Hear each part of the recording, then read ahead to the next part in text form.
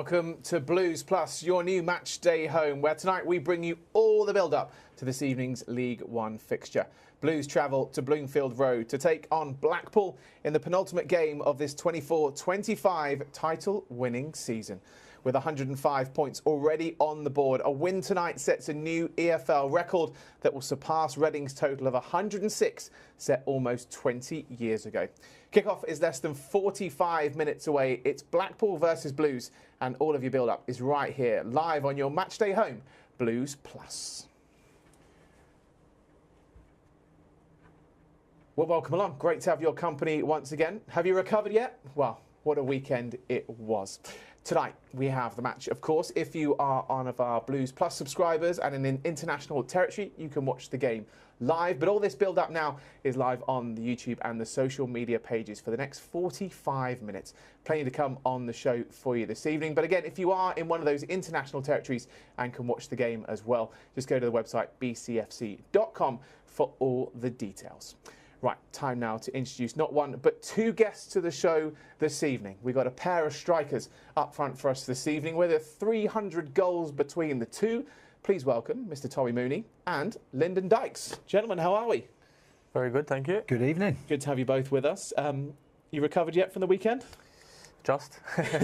No, it was an early night for myself, being injured, but it was a great day on all. The boys performed well. Good way to finish the last home season game of the season, and yeah, it was a great day for the players and the fans. Yeah, it must be. Tommy, we said that. Those are the days you don't forget.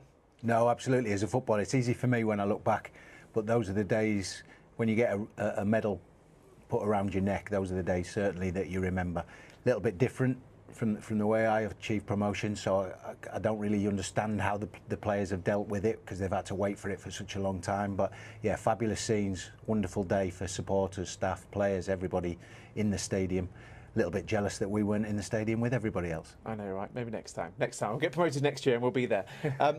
Obviously, great to have two strikers with us. Don't really see two up top anymore. The game's changed slightly different to that, but how would you two have got on up front together? Can you imagine the trouble the centre-halves would have had with us two after them? Yeah. I think we would have been great. Need to go back to a more old-school 4-4-2, and we would be causing havoc up there. Yeah, must be. Did you go up playing predominantly 4-4-2? Because obviously the game's changed quite dramatically over the kind of like last 5-10 years or so. Yeah, I mean, the game's changed a lot in itself. Myself, obviously, I played a lot of different positions, and I think obviously back a number of years, everyone loved the 4-4-2, two forwards up front, scoring goals, making it hard for defenders. But the way the game is now, it's changed so much. There's so much more different ways managers want to play. False nines, high wingers and stuff like that. So I think now for players, you just have to kind of adapt and make sure you bring what's best in you for the team and for yourself to be achieving what you can. And at the end of the day, you have to keep on learning, because every manager is different. And if you're a striker, you want to score as many goals as you can. Yeah, I think it's almost, to a certain extent, it's irrelevant what system you play in. For a goal scorer, it's about being in the right place at the right time. And if you're on a run of goals, you're far more confident with everything going on and being in the right place.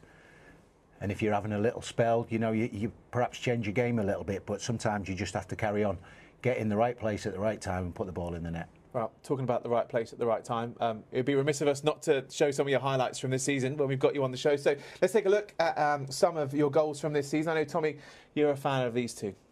Certainly I'm. The Bradford goal, it's a great ball in, and, get across your man. It's almost, you can feel yourself when you get your arm across your defender and know that you're going to get your head on it. And, at that stage of the game and the importance of that goal, I thought, certainly, I'm not saying it because you're here, Lyndon, I definitely thought this could have been a goal of the season contender.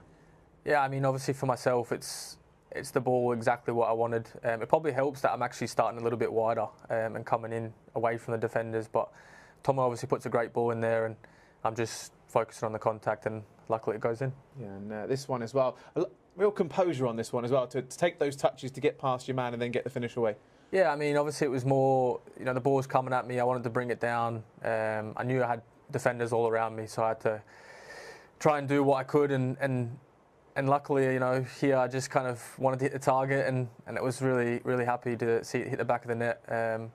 unfortunate the stadium wasn't full of fans to make it a little bit more special. But I take that one, and my son was very proud of me for that one because it was a bit more like a FIFA goal than my usual header in the box.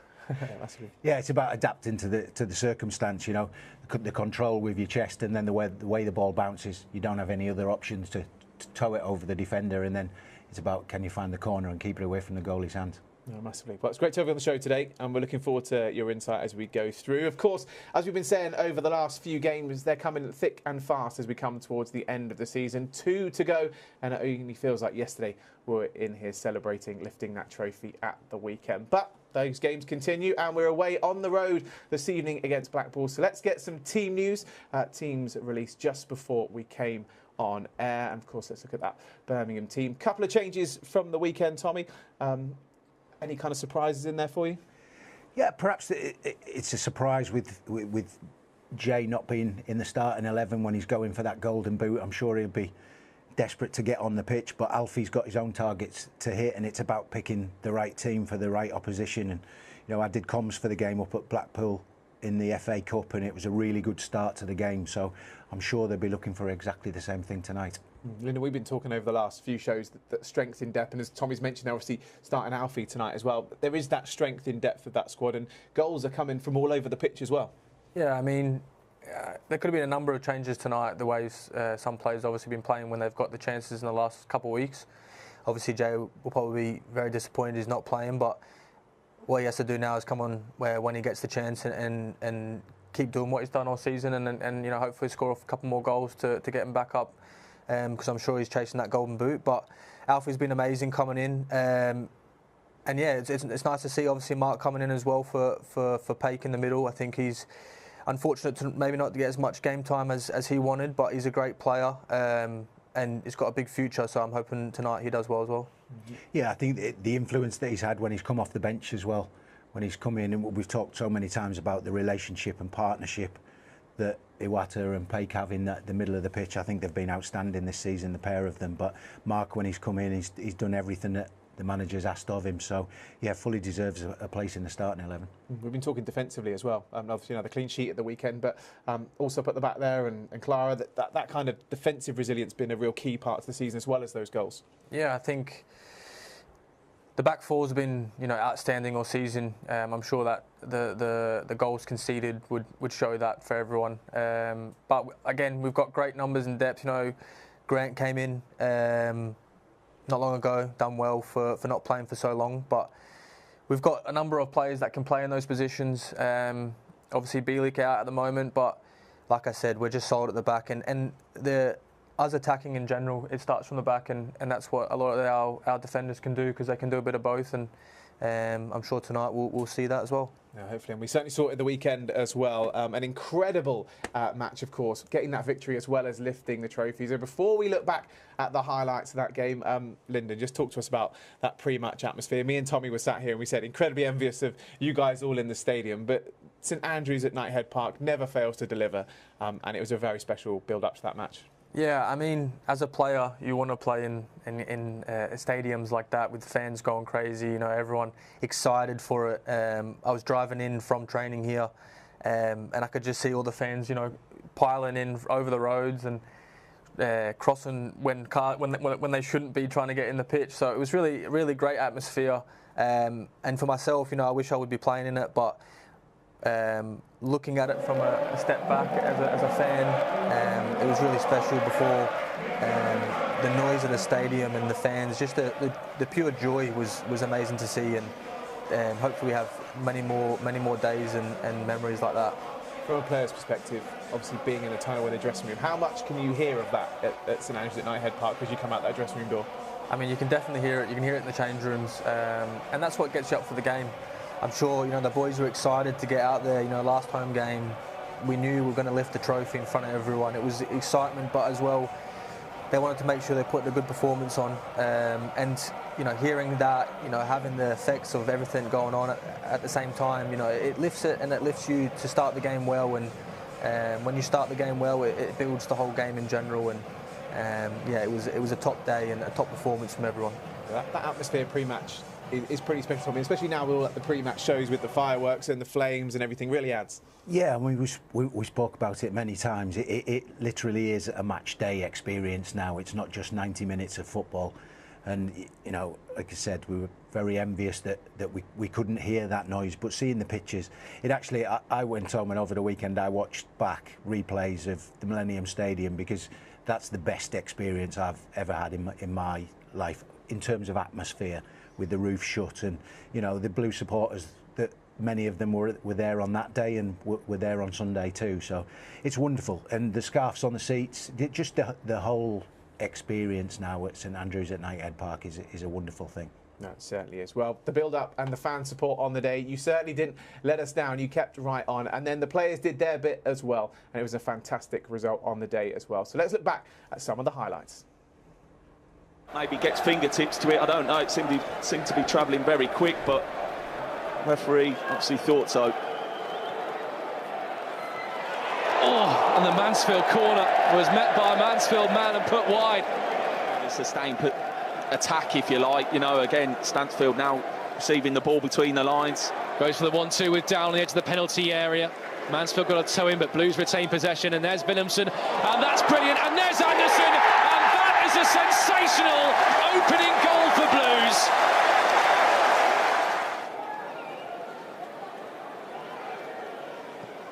Davis, long diagonal over the head of Williams again for Keshi Anderson to chase towards the byline.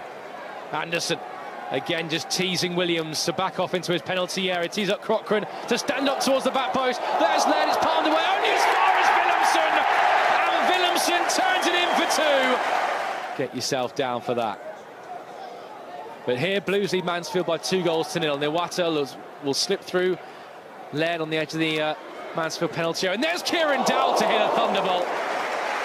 And Christy Pym got it, fingertips on it, taken over the crossbar of the Kop. Anderson looking to go the long way round Bowery, and he's offloaded to Paik. And Paik will pick out Dowell, and Dowell finds the roof of the net for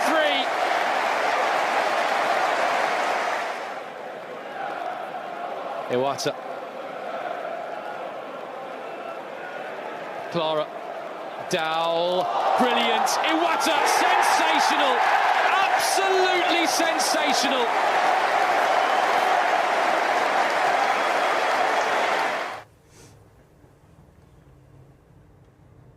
Well, a fantastic performance to round off that campaign at home as well. Tommy, a great performance. You mentioned this obviously at the weekend, but a great performance. And those home performances all through the season have been incredible. No, it was excellent again. And, you know, sometimes a 4-0 result can flatter you. It didn't on Sunday. Certainly, they'd fully deserved that. And, you know, you look at those goals, and it's all about the technique of the finish for each and every one of them. They're such difficult finishes, but made to look so easy because the technique is so strong. Iwata's at the end, it's actually, the ball's just bouncing as he catches it on the half volley and puts it in the top corner. And even Dowell's header, you know, you've got to throw yourself at that and hit the target with it. So, yeah, wonderful goals and another clean sheet.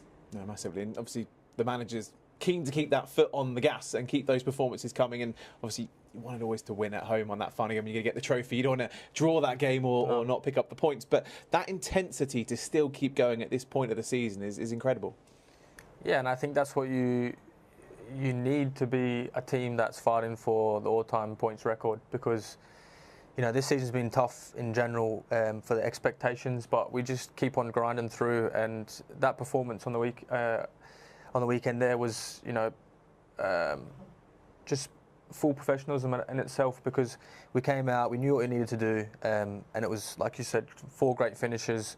I would say we dominated the game. There was one chance where the other team maybe had, you know, a chance to score, but 4-0 and on to the next one.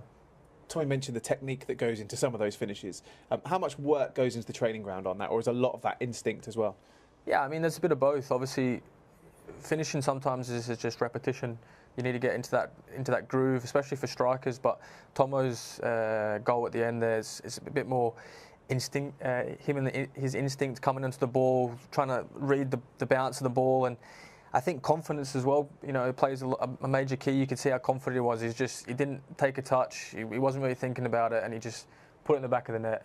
And like all season, he's been outstanding. Yeah, well, it was a tremendous finish to that match. So let's get some post-match reaction, starting off with the manager, Chris Davies. Gaffer, a fantastic result, an even better occasion and the perfect way to sign off a stunning home campaign. Yeah, it's been brilliant. Obviously, we're unbeaten in the league at home, so I wanted to finish strong today. One of our best wins, 4-0. Some good goals, dominant performance, a really good way to finish. When you look at the record League One points tally now sits with Birmingham City Football Club, how big an achievement is it? Yeah, it's an incredible achievement. I really have to reiterate that. I don't want people to start taking this for granted and thinking that, well, we've just won another game.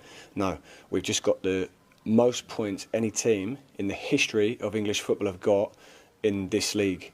So it's an incredible achievement. How consistent the players have been, with all the ups and downs you have through a season and injuries and everything else, to go Saturday, Wednesday, Tuesday, 58th game of the season, to go and get that record is immense, because we also got to a Wembley final and we also had a run in the Cup, and they've done exceptionally well. So it's an achievement that will be hard to match. 105 points in a season, and I'm very, very proud of everyone. Well, of course, it was a special day for a player as well, making his final home appearance at St Andrews at Knighthead Park. Dukey, thanks so much for joining us post-match. League One champions, was that really the perfect way to end what's been an incredible era for you here at St Andrews? Yeah, it really is. In terms of scripts, yeah, you couldn't write it any better.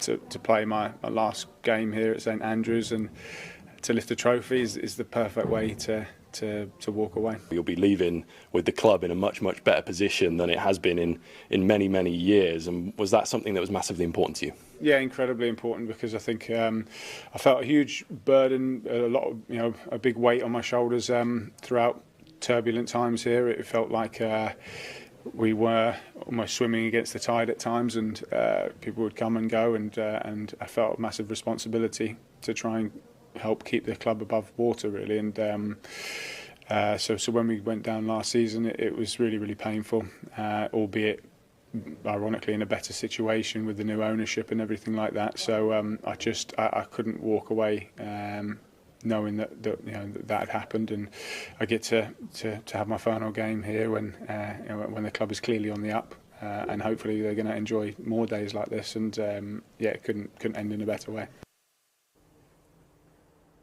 Well, an incredible career. What a way to top it off by winning that trophy. And I think Matt on commentary was willing a goal to go in to make it like an even bigger of a fairy tale ending for him. But an incredible career from football, not just even at Birmingham, but his whole career has been pretty special. Yeah, absolutely. I absolutely delighted for him. It was emotional at the end hearing him speak on the pitch, wasn't it?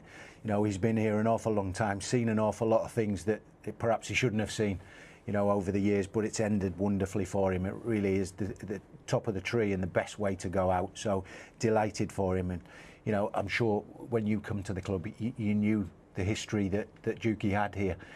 What's he like in the dressing room? He's a great lad. Funny enough, last season, I seen him at QPR with 2 knee braces in the tunnel, and I went over and spoke to him, and I'm thinking, what the hell's gone on here with him?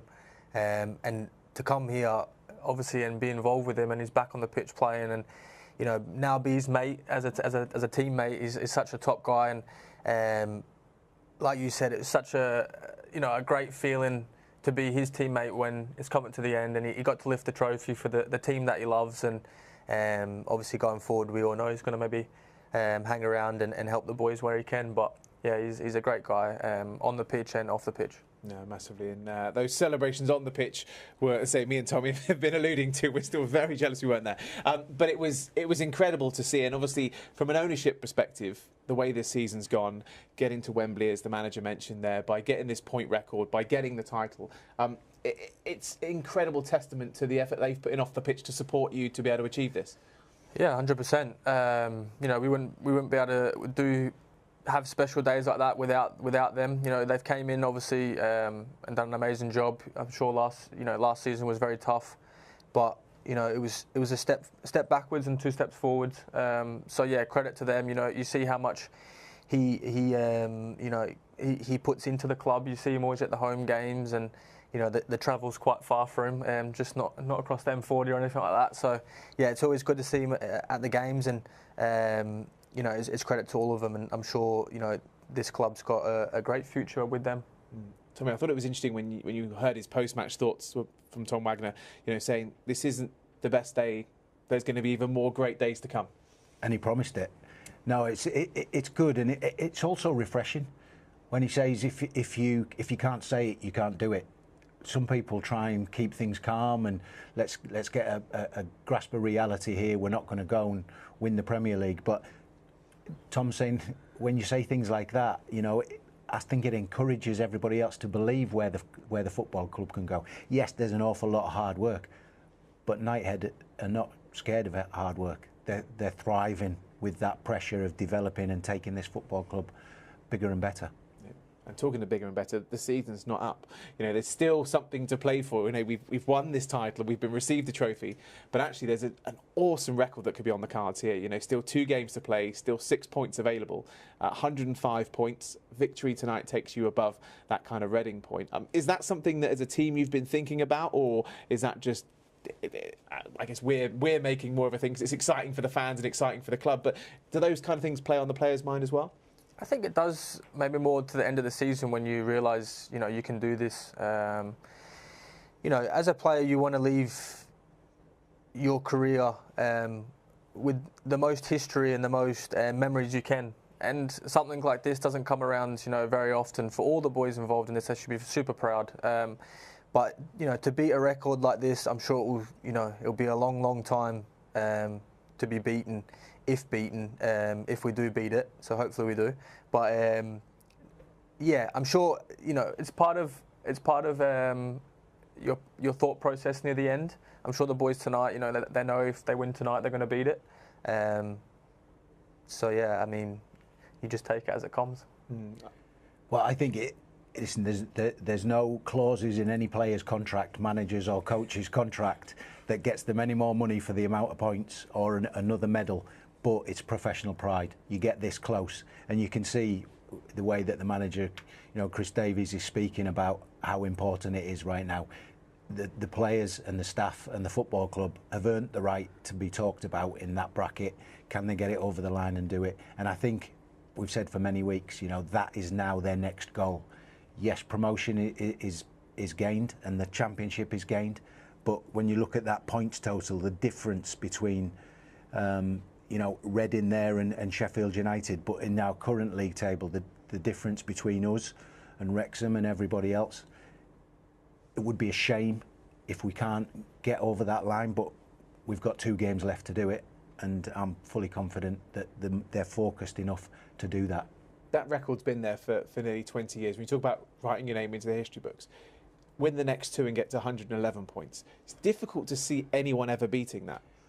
I will go on record and say, if we win the next 2 games and get to 111 points, then that will never, ever be beaten. I do not think so. I mean, this league table that we're seeing is so old that I was playing during that period. So that's how long this record has stood. If we go on and beat it, particularly if we win both games, it will never be equalled or beaten. Well, you heard that first here on Blues Plus. Tommy Mooney's prediction: 111 points will never be beaten. Okay, well, as we mentioned, it's been a great season on and off the pitch as well. But after that trophy lift, there was another celebration in London, the EFL Awards, and our gaffer picked up the Manager of the Season award. So a massive congratulations to Chris on winning that. It's been one of those seasons, isn't it, when you get that record points tally, you see the effort that the players are putting on, but a lot of the time you don't see all the hours that the coaching staff, me and Tommy spoke about at the weekend, seeing all the coaching staff on the pitch as well, and that's obviously led by the manager in the back room, but all that effort that goes on off the pitch that we don't see. Yeah, I mean, I was talking about the players before and what they want to, earn at the end of their career, but the coaching staff and obviously the manager want that as well. But we don't get to where we are right now, and beating these records, we're in the league and stuff like that without the staff behind the scenes. There's so many staff that people won't know about, but as players, we're very lucky to have a lot of them, all the way down, to the physios, the medical department, the boys that do the stats and even the nutritionists, stuff like that. These all pay a factor of what we do. So yeah, the manager at the end of his his interview there, he said, it's been a great day for the club and everyone involved, and that goes down to everyone involved, like that coaching staff. Yeah, it's about the team. It's the club, and there's teams within teams. Yeah. It's not just the playing staff and the manager and the coaches. The people that are here now cleaning the training ground are just as important, and they'll be just as proud as everybody else is that's in front of camera. So certainly it's about that group. I always used to get on great with the kit man because he had the best coffee. Wherever I went, the kit men had the best coffee. But those kit men are never seen until they're brought out for a medal and the photographs with the trophy. And that's a wonderful time for everybody in a club, isn't it? I think as well, like little bits, you say like the kit men, the room is always a sanctuary for players. You go in the morning, a little bit of talk, you can say what you want and it's going to stay in there, and stuff like that, it goes a long way. They probably don't think it does, but as a fellow player, you would know it definitely does, and even to go in for a little rant sometimes when you're not too happy for not playing or something like that, but it's always good. I was always tight with the kit man because I was so superstitious that I liked a brand new pair of shorts and a brand new pair of socks. And if I took him the coffee that he liked, I always had my brand new shorts and socks. Yeah, I was a little bit strange, Michael. I was a little bit strange, but I did all right. I think you did all right. Yeah, you got a few. Definitely goals. Worked. Yeah. He had a few goals to that 300, didn't he? Between the two of you. From the manager perspective, debut season as the man in charge. It's a pretty impressive season. We spoke about the players. How soon do they start thinking about next year? At what point will he start thinking about next year? Has he already got notes up on the wall in his manager's office? I'm certain he will have, but just seeing his face there, lifting the trophy, he's done an awful lot of hours this season, certainly with the players, but in his office, behind a closed door as well, with his backroom staff. It was a huge risk bringing him in for his first job. Yes, he's been well touted for many jobs, but coming into a football club like this was a huge risk, and he's done exactly what they brought him in to do. Yes, the recruitment team have brought in a squad of very, very good players, but he's managed them and got them on the match pitch, which is not easy because of injuries, suspensions. He's managed to rotate the squad to get over the line and achieve what could be a record-breaking season. No, it certainly is. Well, talking of record-breaking seasons, we of course lifted that trophy at the weekend, the League One title. But there's still another trophy in the offing, as we've spoken about here on Blues Plus before. That first trophy was picked up by the under-21s women's team. The second trophy by the men's first team with the League One. There's now a chance for the women's team to win the league as well. If you watched Blues Plus at the weekend, you'll know they were in action. Drew 1-1 with Newcastle. We had our eyes peeled on the London City Lionesses game. They also drew. So it's very close at the top, and it is a winner-takes-all game at St Andrews at Knighthead Park this weekend. Tommy, we were obviously looking forward to that game on the show last weekend and kind of looking at how that was going to play out. Still in our hands, still a chance to win. How special are games like that going into it when you win and you've done it? Yeah, exactly. It's more attuned to the sort of games that I used to playing at the end of the season. It is almost like a playoff final. Winner takes all, literally, and it's fabulous. We had Martha and Jamie in here a couple of weeks ago, and they were so looking forward to it. And they've got to that final game. What they wanted was an opportunity in that final game to win it. And wouldn't it be just? I mean, I'm going to go off the back of Tom Wagner. So if you can't say it, you can't do it. But wouldn't it be wonderful with a big crowd at St Andrews on Sunday for them to go and win the third trophy of the season, and then go to the end of season dinner and show everybody it would be a wonderful Sunday. We've seen how good it was last week. It'd be great to have it again, wouldn't it? Yeah, no, it certainly would. And from a club perspective as well, obviously you're here at the training ground and you're there on a match day and you're around that environment.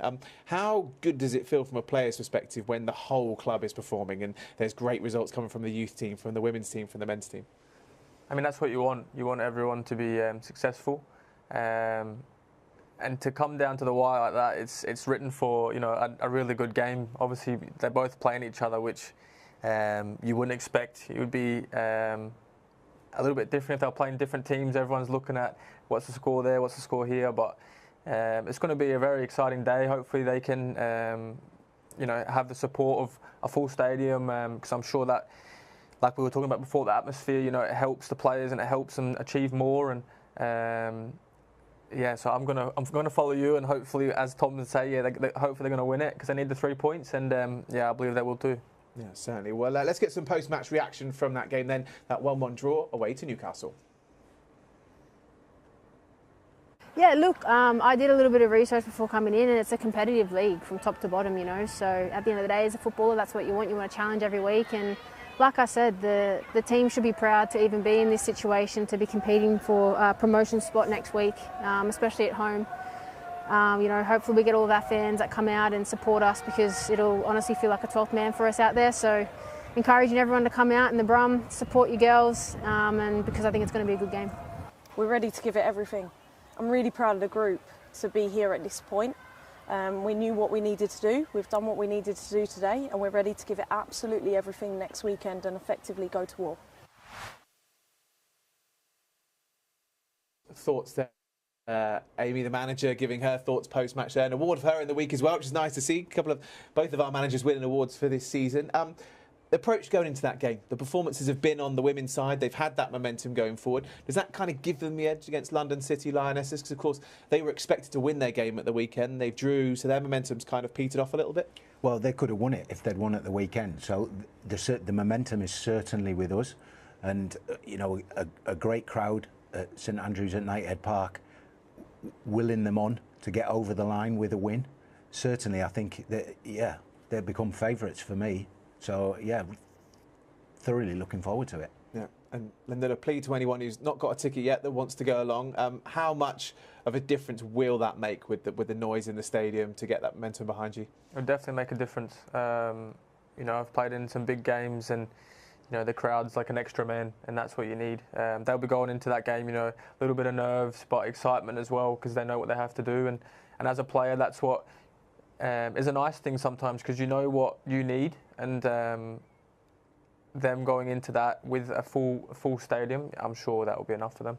Yeah, it certainly will. Shameless plug. Let's get yourself down there. It's going to be a record-breaking crowd for that one. It's the title decider at St Andrews at Knighthead Park, Sunday the 4th of May at 2:15. Get down there and get behind the women. It's going to be an incredible atmosphere down there. And like Tommy said, let's go get behind them, get the win, and then head off to the awards in the evening with a real great atmosphere for that one. As we mentioned, still lots of things to come between now and the end of season as well, because the men have still got a game to go as well. They're on the road for the final game against Cambridge United. So if you're going to that one, do enjoy that final game. What else have we got? The Journey On Together as well. Season tickets, if you want to get involved with that, 25-26. Head to the website as well at bcfc.com. We've got the player awards there coming up at the weekend. Have you got your ticket yet? It's Sunday the 4th of May at the ICC. It'd be great to see you there if you're joining us. And even more still to come, because we've got Blues Fest coming up in a couple of weeks' time as well. That's on the 11th of May. Legends from Birmingham City and West Bromwich Albion going head-to-head, and so much more happening on the day as well. But, of course, there's action to come tonight as well. The challenge of Blackpool. Obviously, the league match between this one was a draw. The cup game was a little bit different. Tommy, what are you expecting from the opposition today? Well, I think they're a very strong side going forward. With the exception of Wigan, they've drawn more games than everybody else, but they do score goals. So they're a threat with Fletcher and Ennis up front. I would imagine it could be a front two, a bit like Dykes and Mooney for Blackpool this evening. So, yeah, that's their threat going forward, but you can certainly get at them at the back. When you play a team 3 times in a season, do you kind of, I guess you both got the same kind of advantage really of seeing how each other have played a couple of times before already. But from your perspective, having played them twice already? Yeah, I think it's going to be an interesting game. Obviously, they've got an experienced manager who's been around a long time, so he will be, knowing what to do against us in a certain way. But I think, like you said, obviously they're very dangerous with the players up front, attacking wise. But as all season, we've looked dangerous attacking ourselves. So I'm sure there's going to be a few goals tonight, and hopefully they're on our side. Well, the last time we played them was back in December, a 2-1 victory in the FA Cup. Let's take a look back at those highlights. It's Mark Leonard here with the corner for Birmingham. It's a touch on from Sanderson. Brandon Kaler's done really well to recycle this. And this is Lyndon Dykes! His second for Birmingham puts them in front. Took it really well. Little nudge there from Jutkiewicz. Now Luke Harris to cut inside and to hit one. Good stop by Tyra.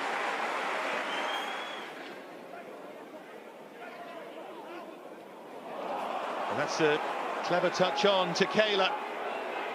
So many options here. Jutkiewicz and Harris. This is Lukas Jutkiewicz. And that's a good block. This time they go a little shorter. Gardner-Hickman hits it. Jutkiewicz there. First of the season for him. Birmingham lead 2-0. Oh, Robert Apter.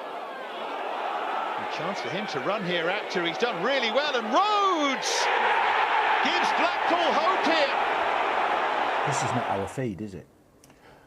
There we go, the highlights there from the 2-1 victory in the FA Cup. Now, Linda, there's been so much to talk about on tonight's show. We're still so excited about the weekend just gone. It's remiss of us not to just check in with you and how you're doing injury-wise as well. Obviously, I'm sure you'd be loved to be as part of the squad tonight. Obviously, benefit for us as we get your great company here with us. But how's everything going? Yeah, I mean, it's obviously difficult me to miss at the end of the season. But yeah, it's going well. I'm trying my best to get back on the grass as quick as I can. I've been running a couple of times now on the Ultra G machine, not my full body weight, but I'm getting there slowly. But it's been really, disappointing, to finish my first season at Birmingham like this. But in the same instance, it's been nice in a way to have, Scott Wright and Lee with me as well. They've had horrible injuries themselves, and we, without them, it's made it a lot easier for myself, and we kind of get it through it together. So I'm looking forward to getting back on the grass and getting back playing, because I go crazy when I'm injured. It does my head in. We're looking forward to seeing you back out there as well, and say we all wish you a speedy recovery. I hope it's not too far away now. Right, talking of not too far away, we are getting very, very close to kick-off this evening here on Blues Plus. Remember, if you are one of our international territory viewers, you can watch the game. Go to bcfc.com to find out all the details. Let's go and double-check on that team news then, starting off with our opposition this evening of Blackpool. We've touched on them slightly, but where do you kind of see these main threats coming from tonight, Lyndon? What have we got to deal with? I think, like we spoke before, I think obviously attacking, they're very strong going forward. Obviously Fletcher and that is very dangerous. I think that the FA Cup game there, they made early subs the second half, and they were very dangerous when they both came on. And that's what they're going to be trying to do. I think they're going to maybe go out, try and put us on the back foot, make us defend more than we typically do. So yeah, it's going to be an interesting game, and I think it's going to bring a lot of nerves as well, because we all know what tonight will bring if we win. Yeah, I think that's the key to it. Obviously Steve Bruce is my manager here, so I know what he's like. There will always be a special mention for his old clubs, so he'll certainly want to get one over on his own club. But it's about our players now and how they react to those nerves that Lyndon talks about. But they reacted well on Sunday. They can do the same tonight. Yeah, and talking about our players, let's have a look at our lineup then for a final time before we get across to Blackpool. As you mentioned, Alfie May coming in to start up top there. Obviously, he's going to want to get himself on the score sheet. But from a striker's perspective, when you're on there like Jay is, wants to get that record, if your name gets called and you're going to get on there, impact sub, is that something that you kind of thrive on, or is it sometimes quite difficult to come off and make an impact?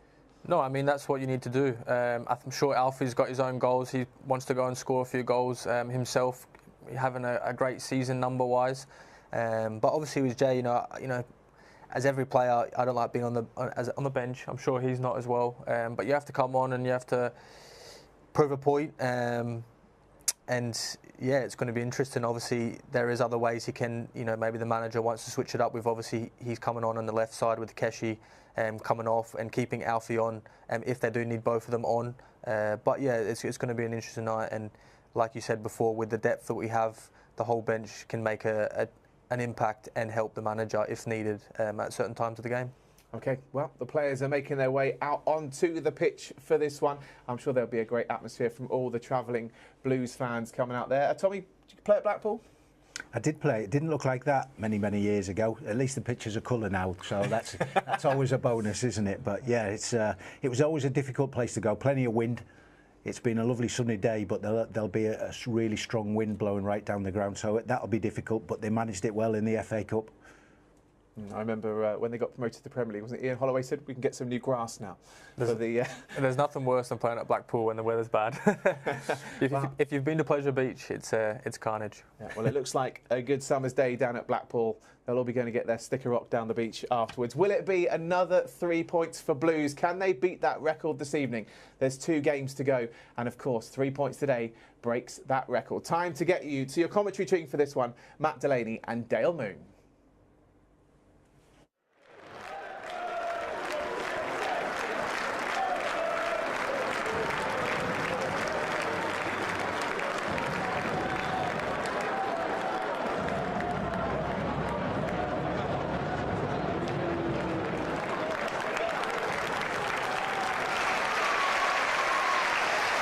Mike, Lyndon, Tommy, thank you very much. Good evening, everyone, and welcome to the sunny seaside. We're in Blackpool today as we near the end of our League One title winning campaign, taking on the Tangerines at Bloomfield Road.